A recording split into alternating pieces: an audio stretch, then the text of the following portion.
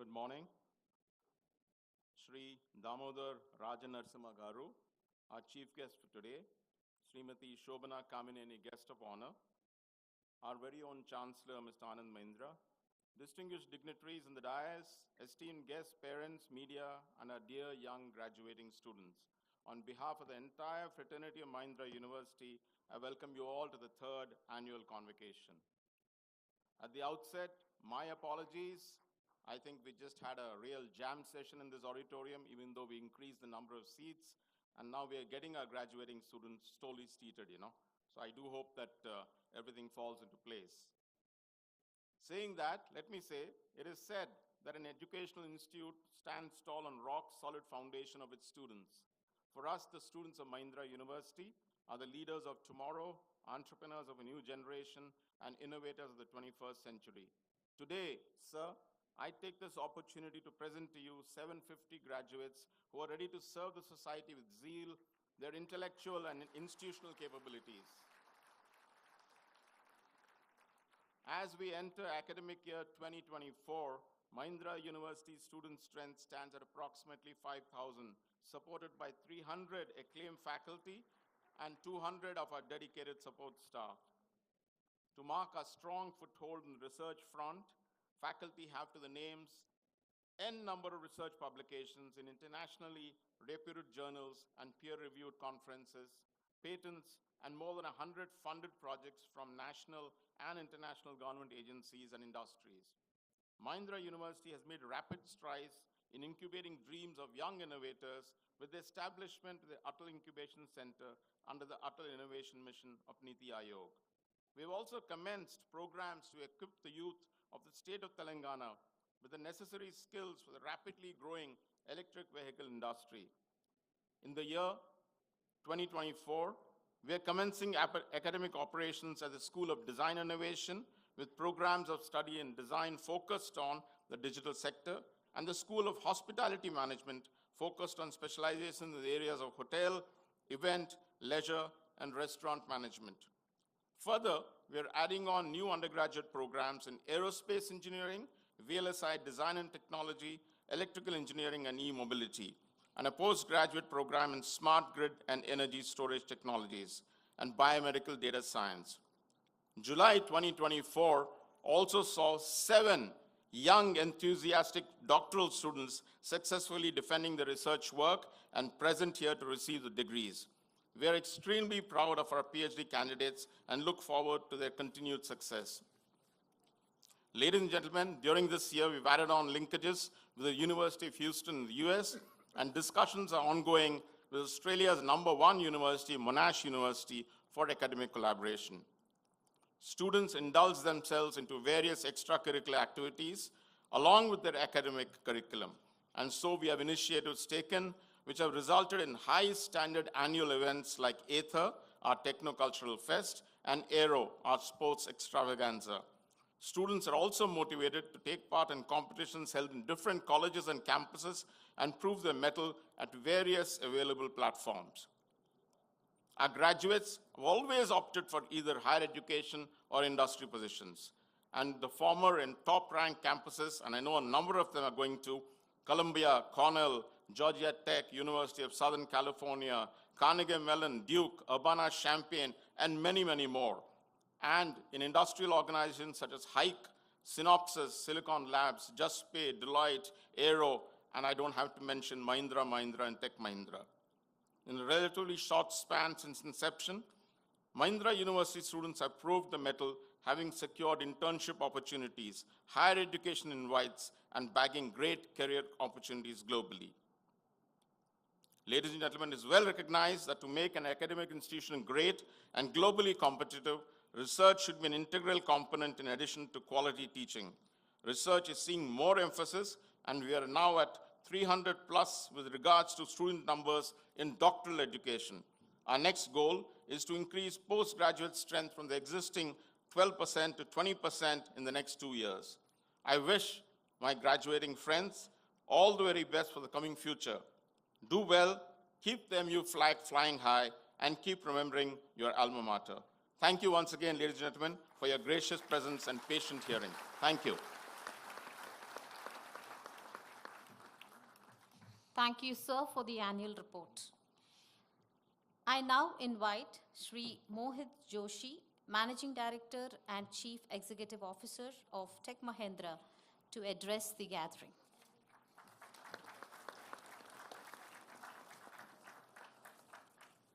Thank you, and it's wonderful to be here.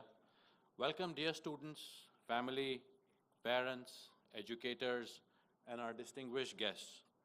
A special vote of thanks to Honorable Health Minister Damodar Narasimha Garu and to Srimati Shobhana Kamineni, the Promoter Director of Apollo Hospitals.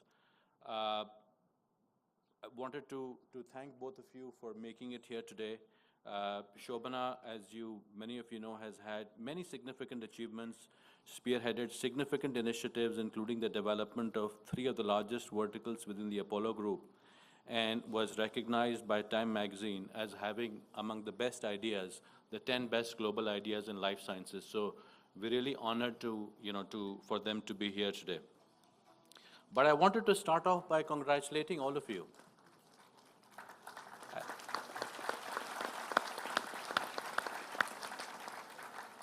I wanted to start off by congratulating all of you on this very significant milestones in your lives and your careers, as the entire vista for your future opens up in front of you. I know that you will want to start by thanking your parents and your educators for the immense sacrifices that they have made so that you can be in this proud and privileged position today. So thank you, parents, and thank you, educators, for the role that you have played in having our graduates be where they could be today.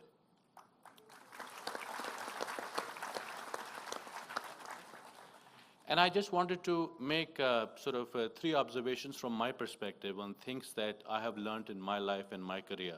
As you start, your long journey towards success and a meaningful life, hopefully these will be relevant to you as well.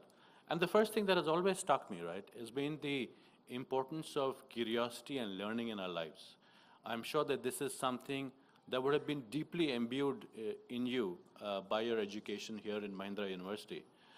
For me, I still remember as a 4-year-old once receiving a book from one of my teachers, a nun called Sister Irene. And I still remember at the age of 4, she'd given me a book about this young boy with a magic carpet and his travels across the world. And whether it was in Baghdad or Constantinople or London. And really, that lifelong love of learning was something that I had the privilege to receive very early. I'm sure this is something that you have picked up in your lives, but never let it go, because it is truly the bedrock of success. The second thing that I wanted to mention was, and this is a question that I'm asked often, right, because I've had the opportunity and the privilege to meet several successful leaders and several successful people through the course of my career, about what is it that marks out individuals for success. And obviously, there are many things that contribute to success, right? There is, education, there are communication skills, there is the background, there is, luck. But if there is one thing I have found that always marks out people for success, it is nothing else except the hunger to succeed. The single most important component of success, eventually, is your own desire to succeed. So embrace that desire, embrace that hunger, and it will take you very far. But beyond curiosity and hunger, I feel as you move ahead in your career, the third thing that becomes truly important is kindness. The ability and the willingness to help other people on their journey is what I have found truly marks out people who have gone the distance, right? Because curiosity and hunger will take you so far. But helping other people is not just good karma. It really makes a lot of sense, because when you stumble, and surely you will at some point, all the people you helped in your journey will step up and help you also. So these are the 3 watchwords from my perspective, curiosity, hunger, and kindness. You are fortunate to be born at a very optimistic time in human history. I feel very positive about the way the world is moving, and really with everything that we're seeing in science, right? We are able to talk to machines with brain implants. Literally, the blind can see and the deaf can hear. I mean, this is truly a glorious time to be alive.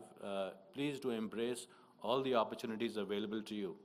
And as I was thinking about this address this morning, I was thinking about a book I used to read to my daughters when they were younger, Dr. Seuss's book about the places you will go. And I just picked out the one line from that that has always stayed with me. And the line is, "So today is your day. Your mountain is waiting, so get on your way." Thank you.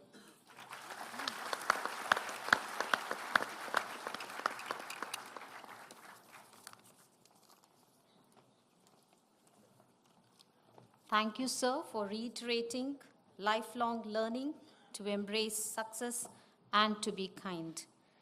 I now invite the Honorable Chancellor, Sri Anand Mahindra, to address the convocation gathering.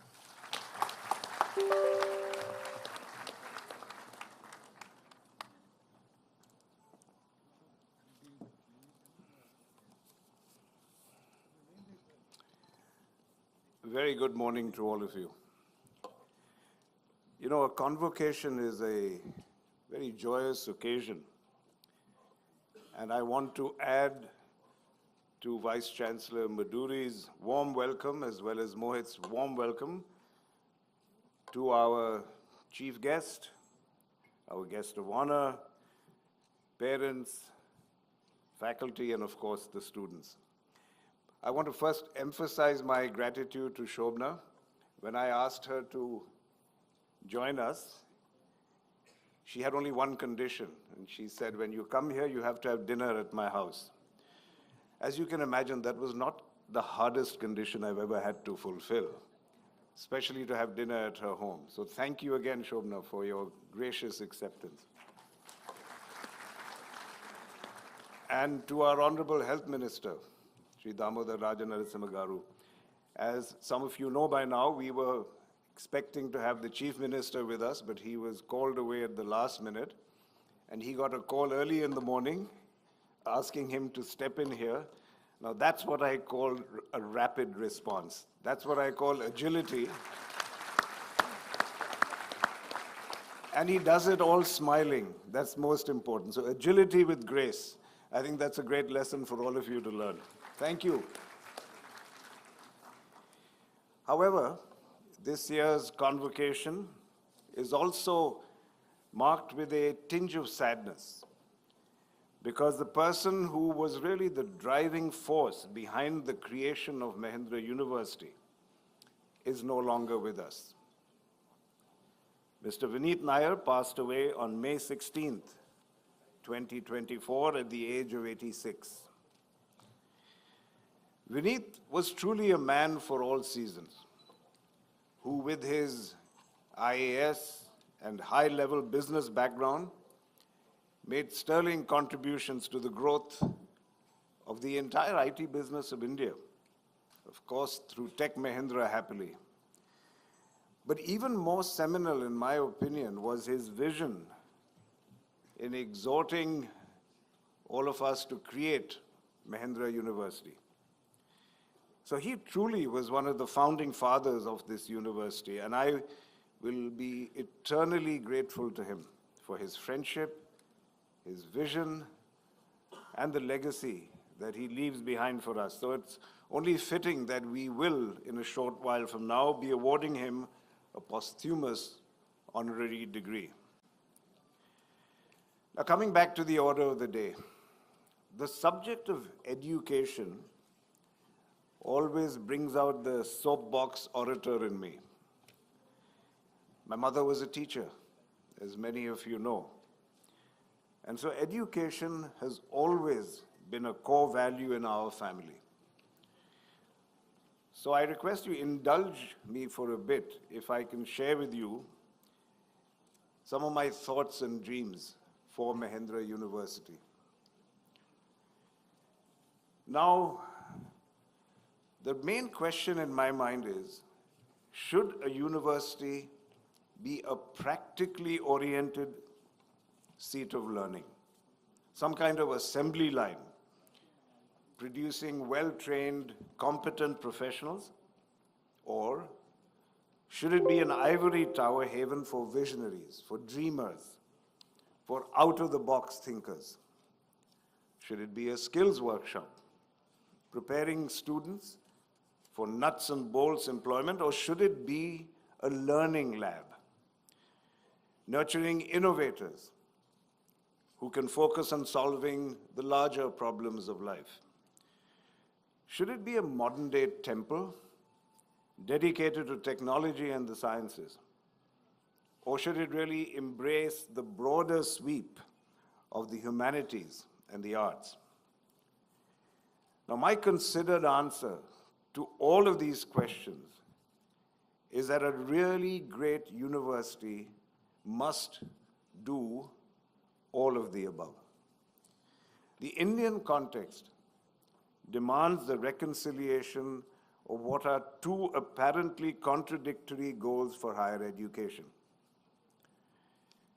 Because with the specter of jobless growth hovering over us, our bright young people deserve an education that produces rigorously trained, competent professionals in every field of endeavor, and produces students who are eminently employable.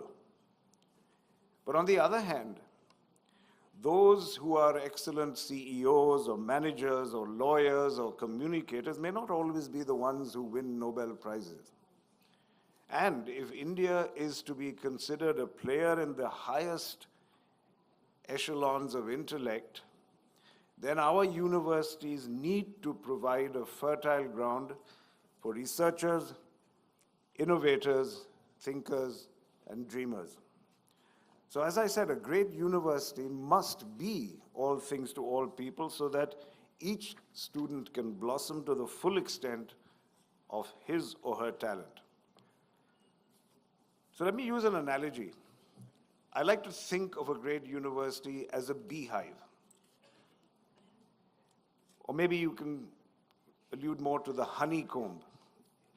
A honeycomb is actually a very remarkable structure made up, as you all know, of numerous background hexagonal cells. They're all stacked parallel to each other. And a loaded beehive apparently weighs well over 100 kilos and stands 3 to 6 meters above the ground. And yet, it remains stable. And it functions perfectly. And why? Well, apparently in engineering terms, it has a perfect strength-to-weight ratio. And I think that's the great secret of a great university.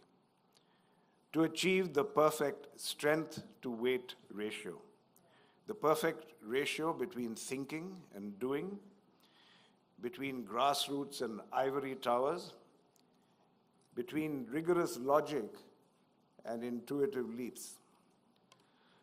So just imagine each school of our university as a hexagonal cell, buzzing with activity, turning out professionals who are top-notch in their fields. And while each cell adds value, the greatest value is produced by the cells coming together in a hive. And there's a glue that cuts across all discipline and amalgamates strength and weight in ideal proportions. It converts this conglomeration of cells into a hive or a university. And what's that glue? Well, in a beehive, it's a substance called propolis, taken from trees, that joins the cells together in a perfect strength-to-weight ratio. In a university, the glue that cuts across all disciplines, the training that is necessary for thinkers as well as doers, for scientists as well as philosophers, for technicians as well as businessmen, is actually spelt out in our mission statement. Because while each individual discipline provides a depth of knowledge, the broad, interactive approach outlined in the mission statement, that provides the glue that produces well-rounded, thoughtful, empathetic individuals who can make the maximum contribution to an inclusive society. That is the strength-to-weight ratio that we are going to strive to achieve. So, ladies and gentlemen, there's a proverb that says the best time to plant a tree was 20 years ago. The next best time is now. For the past few years, we have been endeavoring to plant and to nurture a tree in the field of higher education. And it's an endeavor to which I am totally committed. We will commit our time and resources to making this a university that, first of all, your parents are going to be proud of, that you are going to be proud of, that you will be proud of telling your children about, that you came here, and that your children will be proud of telling others that our parents came here. I make that commitment to you.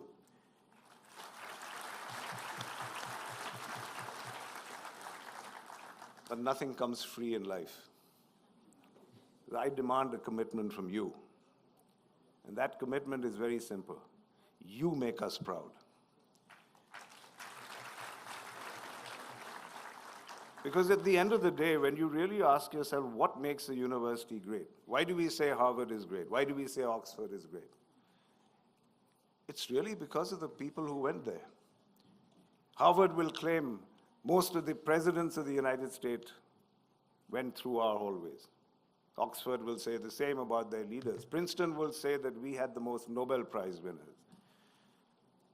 So at the end of the day, what you achieve is going to make us great. So I demand that commitment from you to make us proud.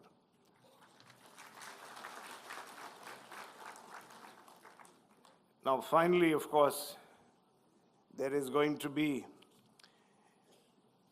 a kind of question of, are we just trying to make Nobel Prize winners, PMs and leaders? And here I want to tell you that, look, if you're just a well-adjusted, happy individual who makes others around you happy, that will make us proud too. So let me end just by giving you my warmest good wishes for all that lies ahead of you. A very loud congratulations to you all, and please a loud applause for your parents who are here today.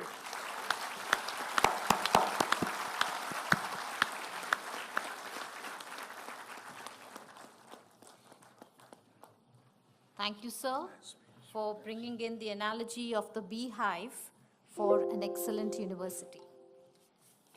I now invite our guest of honor, Srimati Shobhana Kamineni Garu, Promoter Director, Apollo Hospitals Enterprise and Executive Chairperson of Apollo Health and Apollo Pharmacies, to deliver her speech.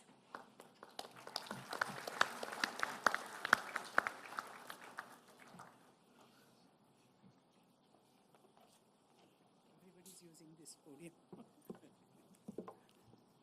Good morning to all of you. Vice Chancellor, Dr. Madhuri, the Chancellor Anand Mahindra, the rest of the trustees of the board, our Honorable Health Minister of the state, Raja Narasimha Garu. Welcome to all of you, and especially the parents. Both Mohit and Anand Mahindra Garu have asked you all to clap for your parents, and I think that's so important that we express this gratitude. But more than anything, I wonder, how come, the ratio of parents is so large to this ratio of graduates? So I think there are a lot of people who love you guys. So I think that's one thing to be super grateful for. Or maybe they're just... Or maybe they were just, they wanted to make sure that they came here to see that you got that piece of paper, that you were really graduating and you didn't goof off the 3 years you were here. Or just where this money of theirs was, whether it was well spent. And I can assure you it was really well spent in this campus and this learning. And now that Anand Mahindra has given them that challenge that they have to really make something for themselves. Because I really think that everyone has a story. Your parents have such fantastic stories, and for them to, whatever they've done in their journey, we have to appreciate and be grateful for, because that's the reason that, you could be here in this journey, and what you're going to do with it matters to them as much as it matters to you and the family that you will have later in life. So guys, wish you all really all the best. Good luck with that. And now my apologies, because, you know, my team did put together a really nice, very formal speech to give you all. And then I was looking at it and trying to, you know, help write it. And then I thought, would my kids be okay with this? And then I realized it was too boring. So I had to chuck that. And I said, let me just give you one thing that you can go with. And I'm telling you, you know, kids today are very questioning. They ask you too much. I couldn't do that with my parents. But this lot, they think that nothing is off bounds. And, you know, they will ask questions and they'll demand. And the thing is, the good thing is that they're doing it for a purpose, because they really think that this world is theirs, that they think they can achieve a lot and they can do a lot. And I think you're equipping yourself for that. So let me just give you one thing, you know, because you've heard all the good stuff, you've done all the lessons, and I'm not going to spoil your important day with another class. So, you know, I really want to tell you about this one word which I think is fantastic and which we don't understand. It's called exponential thinking. It's a mindset that encourages people to think long-term, outside the box, and radically. It's non-linear, multiplicative way of thinking that involves taking each step bigger than the previous one, rather than adding small improvements. In our exponential world, 1 + 1 can equal 10, 100, or even 1,000. So that's what, if you people have think that something is, that something can't be done, please think again. You're in a world, this world of technology and the world that you're in today should only promote exponential thinking. And it's really different from incremental, you know, and that's the important part of it. Don't confuse it with exponential with incremental, which is more traditional, and it involves taking small, gradual steps towards an objective. We all did that, you know, that's what we were taught in school. Incremental change is linear and additive, whereas exponential change is non-linear and multiplicative. For example, incremental change might involve growing a business by 10% year over year, but exponential change, you can get it to 100%. Want some examples? Think about Google. Think about what they did with the search engine.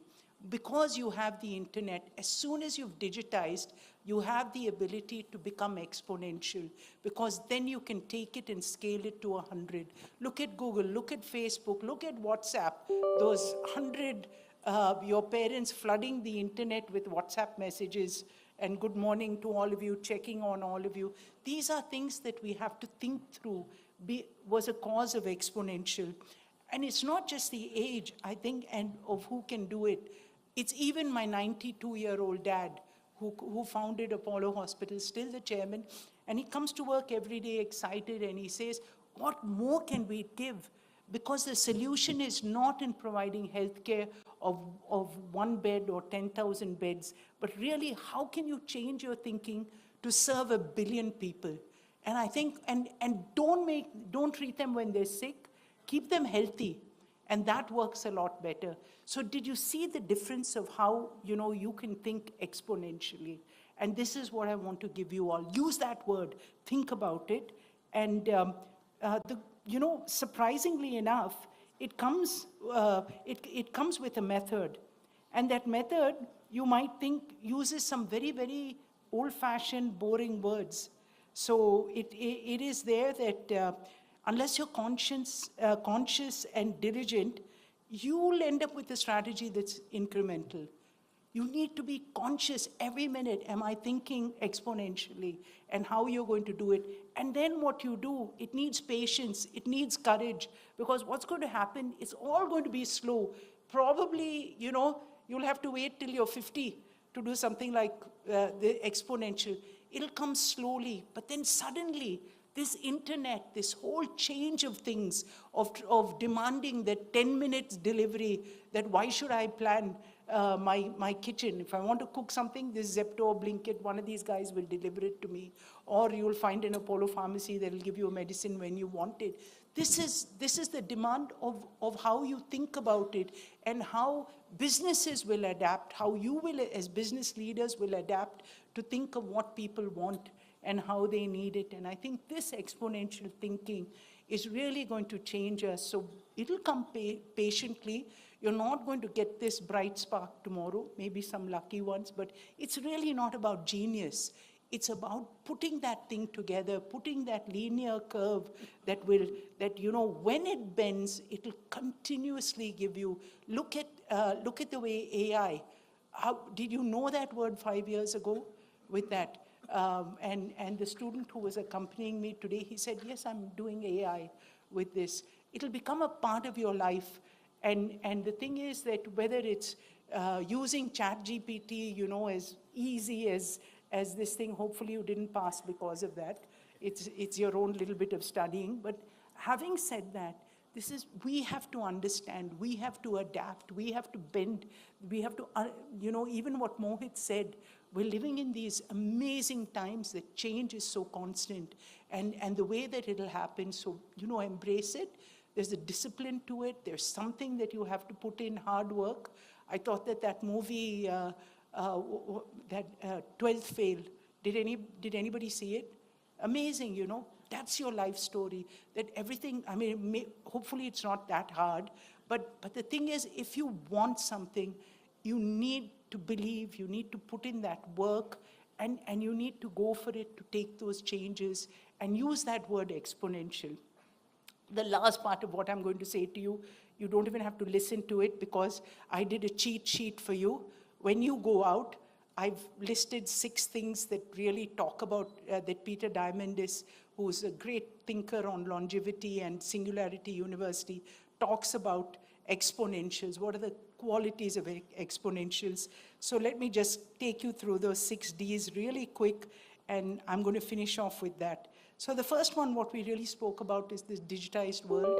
It makes so much more sense to be exponential now, the way the internet is doing things for you. Yesterday, a doctor was saying, I'm going to sit in my vacation home and I can do a surgery in the hospital. These are all things that, part of science fiction or watching Star Trek, but which is there for you today. And things will be deceptive, like I said. You won't know it till it really hits you, and then everybody's there and everybody's doing it. So this is the thing of slowly, then suddenly.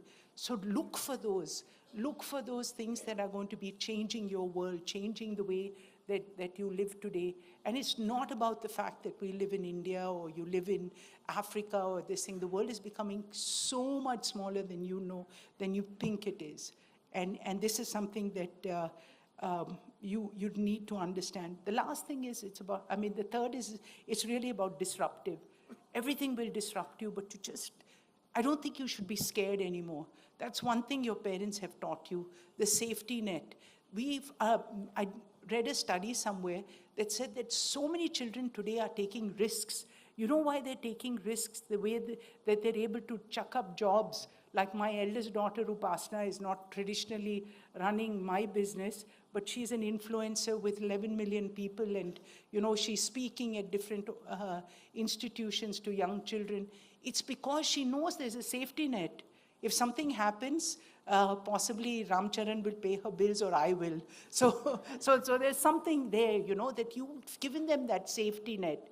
So I think they should be really thankful for that they're going to allow you to fly. And this is something that you have to be really, grateful for. Demonetized. You think money is a currency now? It's really not. It's the fact that everything can get cheaper. They'll reinvent a new air conditioning that will be half the cost, or anything that you do, whether it's building technology, whether it's your cell phone that'll be under 5,000 rupees. So now there's nothing off limits. Everything is demonetized. It's dematerialized. Why do I have to carry when I go on a trip? I used to carry this fancy camera to take pictures. My kids laugh at me. They said, my Apple phone is so much better than that huge piece you're carrying and you'll probably make us carry. So that is Purana Zamana, that you don't need so many things. Everything is now compressed. And this is what we have to think about, that it's dematerialized. And the last thing, which I think is fantastic for young Indians, is that it's democratized. We're not in a thing of rajas anymore, or these kings and this thing, because anybody, if anybody can go to the airport and you get instant, why do you need somebody going in front, keeping your boarding pass? I find that fascinating. Instead, Digi-Yatra, show my face, I'm out there, I'm at the plane, I can print out this thing. These are the things, that is making life so important and easy for us. The very fact, wherever you are, you can sit, you're a student, order Swiggy with that. You can get the best of chefs, the best of food just delivered to you. And these are the things that are changing, democratizing the world. And I think that India, the students, the youth of India are seeing this so much faster. And that's the time that you'll start demanding and you'll ask the right questions. You'll do the right things. And that's the greatest belief we have for you. So before I end, I of course, had something, that I thought that is important for you to, that don't waste your energy on fear. Such a waste of that energy. Use your energy to learn, grow, create, and become the best versions of yourselves. Really become exponential. And I'll tell you, my greatest fear today was to speak after Anand Mahindra with that. So he was the president of CII when I was, in the benches there, and I looked at him and I said, oh my God, I've never heard of more fantastic, more inspiring speaker, and I want to become president of CII. And I did at that point, and I think that was the thing that removed that fear, channel the energy, and I think that will make you the best versions of yourself. So God bless you all, and thank you, parents. It's been such an honor to be here this morning, to spend time with you. I get some of your energy, and I think that keeps this world moving. It's the energy of this fantastic youth. Thank you.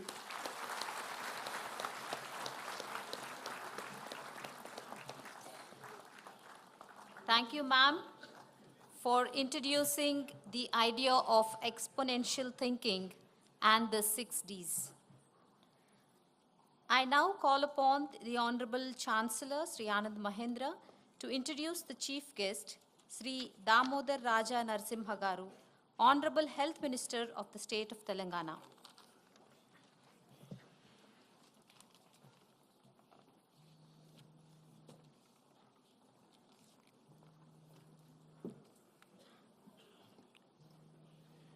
In a way, I already introduced him and outlined what I think are his incredible qualities of speed and grace. But on a more mundane level, the senior Congress politician, Damodar Raja Narasimha Garu, has assumed the role of Health Minister in the 3rd Telangana Legislative Assembly.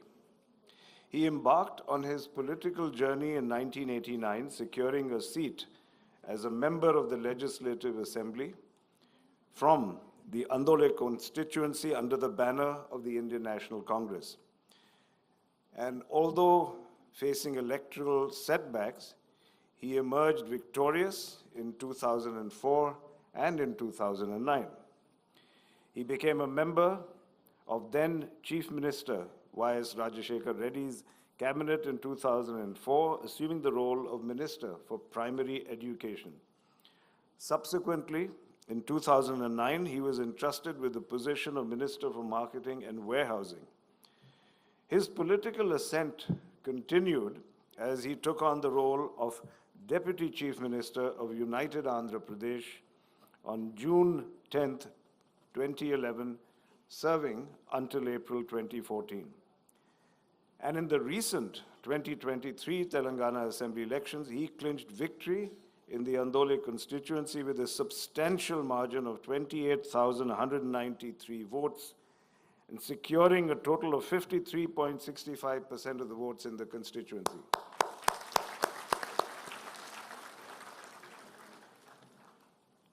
He holds a Bachelor of Engineering degree from Osmania University's College of Engineering, earned in 1982. This is a very distinguished gentleman, and once again, I want to express our gratitude to him for coming in at such short notice. But I must tell you, on the way in here, while we were walking in, he was already telling me, very interestingly, that, you know, I know you're in Hyderabad with a tractor factory, but right next to my constituency is a 12,000-acre industrial park coming up, and you must look at it. And I said, that's your constituency? No, he said, just neighboring. That's a true politician. He's not pushing only his own constituency. He's interested in his neighbor's constituency. He's interested in Telangana. He's interested in the wider country. He's interested in India. Please welcome our Honorable Health Minister.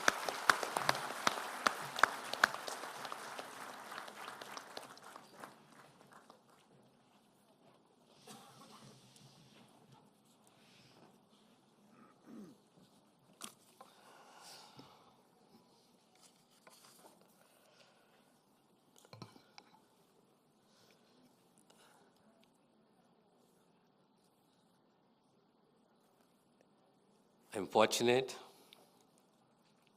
and blessed in one way, but we all miss our leader. Reddy Garu, the Chief Minister of Telangana, was supposed to come here to congratulate you and bless you all. Because of the emergency issues in the assembly and debates, he could not come here. On his behalf, as the Health Minister of Telangana government, I'm representing.